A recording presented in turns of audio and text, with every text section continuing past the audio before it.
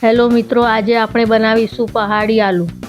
સૌથી પહેલાં લઈશું એક બાઉલ સુધારેલા બટાકા, 4 ચમચા સરસિયાનું તેલ, 4 નંગ લવિંગ અને 4 નંગ તજ, 2 સૂકા મરચાં અને 2 નંગ તમાલપત્ર, 1 નાની ચમચી ગરમ મસાલો, 1 નાની ચમચી આમચૂર પાવડર, 1 ચમચી કોથમીર।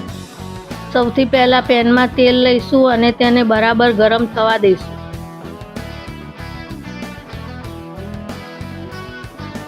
પછી તેમાં અડધી ચમચી જીરું નાખીશું। પછી તેમાં ચપટી હિંગ નાખીશું। હવે તેમાં લવિંગ અને તજ નાખીશું। પછી તેમાં તમાલપત્ર અને સૂકા મરચાં નાખીશું। હવે તેમાં બટાકા નાખીશું।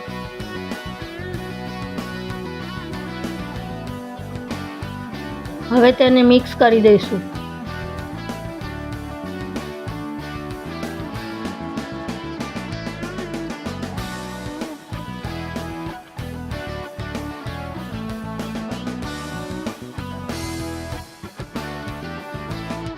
હવે તેને ઢાંકીને 5 મિનિટ માટે થવા દઈશું।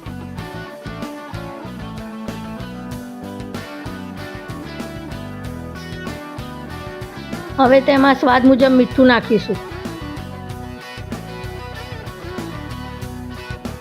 તેને મિક્સ કરી દઈશું।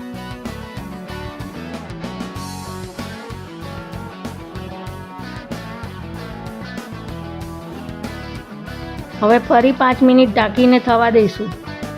હવે બાઉલમાં મસાલાની પેસ્ટ બનાવીશું। સૌથી પહેલાં બાઉલમાં અડધી ચમચી મરચું લઈશું। હવે અડધી ચમચી ધાણા જીરું લઈશું। ચપટી હળદર લઈશું। તેમાં અડધી ચમચી ગરમ મસાલો લઈશું। હવે 1/2 કપ પાણી નાખીને મિક્સ કરી દઈશું।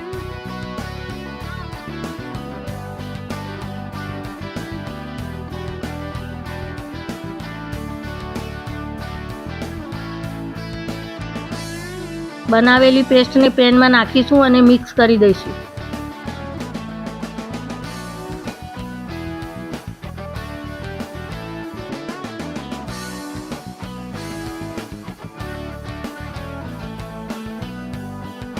હવે તેને 2 મિનિટ માટે ઢાંકીને થવા દઈશું।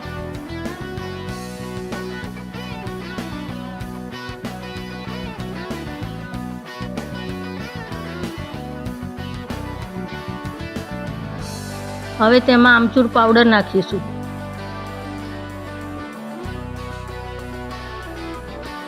તેને મિક્સ કરી દઈશું।